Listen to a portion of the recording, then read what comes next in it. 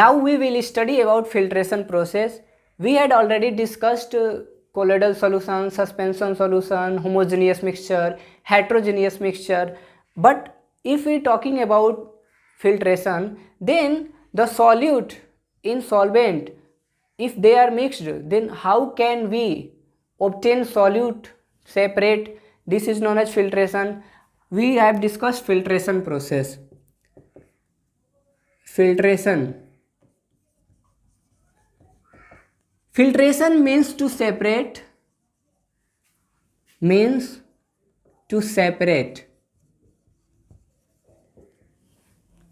then if separation is possible, question in mind, how we will separate. If separation is possible, then how can we separate the solute or the substance from the solution, from the mixture? तो means that कि first thing is that कि physical method.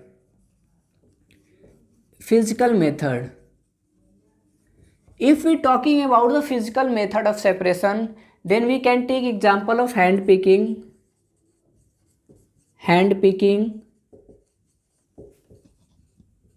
sieving, winnowing, etc.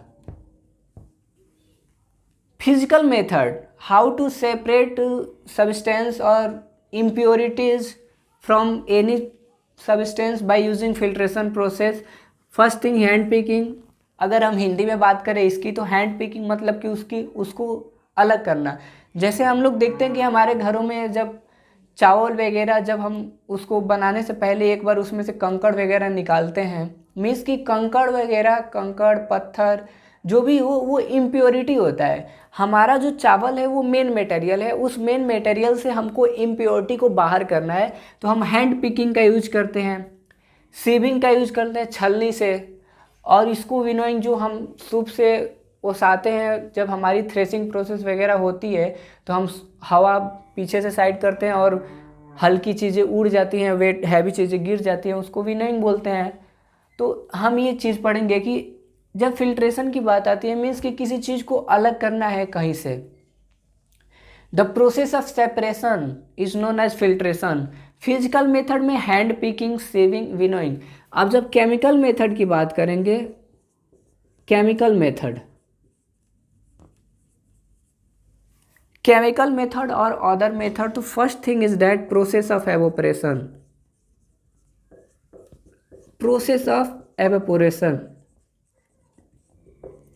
And you already familiar with evaporation process. कई boiling point पहुंचने से पहले अगर कोई चीज़ vaporise होने लगती है, अगर कोई लिक्विड वेपर में कन्वर्ट होने लगता है, तो हम उसको एवोपोरेशन कहते हैं. तो एवोपोरेशन प्रोसेस कब यूज करेंगे? हम तो पढ़ रहे हैं फिल्ट्रेशन, तो हम एवोपोरेशन प्रोसेस कब यूज करेंगे? तो जब हमें एवोपोरेशन प्रोसेस यूज करना होगा, तो हमें कैसे पता चलेगा कि हम कहाँ एवोपोरेशन प्रोसेस यूज करेंगे? तो पहली चीज़ ये कि अगर एवोपोरेशन प्रोसेस यूज करना है, मीन्स कि हमारे पास जो सॉल्यूट होगा वो वाटर में डिसॉल्व होगा. ओके. और हमें पता है कि जो वाटर होता है वो वेपराइजिंग नेचर का होता है. अगर हम उसको ओपन में रख दें, धूप में रख दें, तो वो क्या होगा? वाटर जो होगा इसमें से वेपर बन जाएगा और हमारा सॉल्यूट जो भी रहेगा वो बच जाएगा. तो एवोपोरेशन प्रोसेस जनरली तब यूज किया जाता है जब कोई सब्सटेंस, कोई सॉल्यूट लिक्विड में डिजॉल्व रहता है और हमें उस सॉल्यूट को सेपरेट करना रहता है, तो हम एवोपोरेशन प्रोसेस यूज करते हैं. और एवोपोरेशन प्रोसेस को ये कहा जाता है कि वोलाटाइल सब्सटेंस को नॉन वोलाटाइल सब्सटेंस से बाहर निकालना. या एवोपोरेशन प्रोसेस तब होता है जब वोलाटाइल सब्सटेंस और नॉन वोलाटाइल एक साथ होते हैं. क्या? Volatile and non volatile. देखो, वोलाटाइल मतलब होता है वाष्पीकरण. मतलब जो चीज़ वेपर में कन्वर्ट हो जाए, जिस चीज़ का वेपर बन जाए हम उसको वोलाटाइल कहते हैं. जिस चीज़ का वेपर ना बने हम उसको नॉन वोलाटाइल कहते हैं. तो वोलाटाइल एंड नॉन वोलाटाइल चीज़ें अगर आपस में मिलती हैं और उनमें से अलग करना रहता है, तो हमको पता है कि अगर volatile and non volatile mix हुए हैं, इट मीन्स दैट कि वोलाटाइल मतलब होता है कि वेपर में कन्वर्ट हो जाना और नॉन वोलाटाइल मतलब होता है कि वेपर में कन्वर्ट ना होना। यानी कि अगर हम इन दोनों को एवोपरेशन प्रोसेस अप्लाई करेंगे, एवोपोरेशन प्रोसेस, तो क्या होगा कि वोलाटाइल जो चीज़ होगी वो एवोपोरेट हो जाएगी बट नॉन वोलाटाइल रह जाएगा।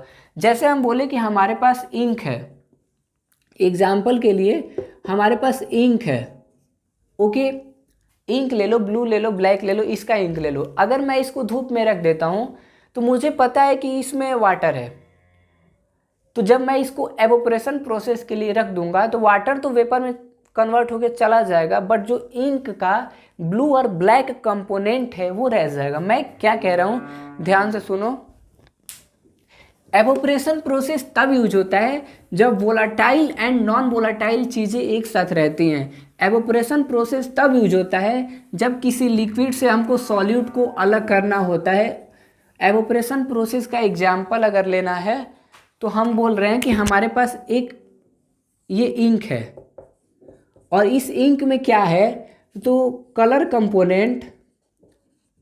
Component plus liquid, वेपराइजिंग liquid, volatile liquid, okay.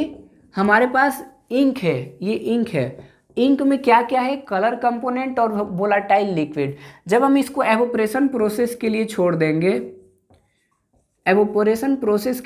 देंगे, तो इसमें से वोलाटाइल लिक्विड बाहर चला जाएगा, मीन्स कि वेपर में कन्वर्ट हो जाएगा और कलर कंपोनेंट रह जाएगा, मीन्स ये बच जाएगा। तो अगर बोला जाता है कि हमें इंक के कलर को कैसे अलग करना है तो हम बोलेंगे कि वो एवोपरेशन प्रोसेस से पॉसिबल है। कि एवोपरेशन प्रोसेस से हम क्या करेंगे कि उसको वोलाटाइल लिक्विड जो भी होगा उसमें वो वेपराइज हो जाएगा और जो कंपोनेंट है वो बच जाएगा। तो अभी तक हमने ये पढ़ा इस छोटे से क्लिप में कि फिल्ट्रेशन। तो फिल्ट्रेशन क्या होता है, एक ऐसा प्रोसेस जिससे हम किसी चीज़ को सेपरेट करते हैं। फिल्ट्रेशन मतलब फिल्टर करना, अलग करना, सेपरेट करना। उसमें प्रोसेस आते हैं, कई ठे प्रोसेस हैं। पहला आया कि फिजिकल मेथड की अगर बात होगी तो हमने बोला कि हैंड पिकिंग, हाथ से बीनना कि हमको ये नहीं चाहिए, हमको ये चाहिए, हमको ये नहीं चाहिए, हमको ये चाहिए, ठीक है। दूसरी चीज़ कि जो हम सूप यूज़ करते हैं, घरों में सूप यूज़ करते हैं, वो भी यूज़ होता है हमारा। उसके बाद हमने पहली चीज़ केमिकल में पढ़ी वो है प्रोसेस ऑफ एवोपरेशन। तो हमें पता है कि एवोपरेशन मतलब होता है कि किसी भी लिक्विड का बॉइलिंग पॉइंट से पहले वेपर में कन्वर्ट हो जाना। किसी भी लिक्विड का बॉइलिंग पॉइंट से पहले वेपर में कन्वर्ट हो जाना एवोपरेशन होता है। मीन्स दैट कि अगर एवोपरेशन प्रोसेस की बात होगी तो वो लिक्विड तो वेपर में बन जाएगा, मेन कंपोनेंट रह जाएगा ये हमारा। तो उम्मीद है कि आपको ये एक छोटा सा प्रोसेस समझ में आ गया होगा। अगर समझ में आ गया होगा तो कमेंट सेक्शन में जाके बताएं कि यू आर एग्री एंड आप इजीली अंडरस्टूड हो गए हो। Thanks for watching, good luck for your future.